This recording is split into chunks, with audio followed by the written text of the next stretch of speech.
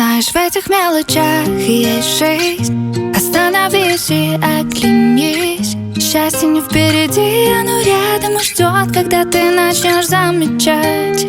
Знаешь, в этих мелочах и есть жизнь. За каждую минуту держись. Счастье нельзя найти, зато можно своими руками с нуля создать. Счастье — это проснуться раньше обычного, зная, что впереди еще целый день. Счастье — это услышать внезапно по радио и сделать громче свой любимый трек. Счастье — это смеяться с друзьями до слез. Счастье — это слышать в трубке родной голос.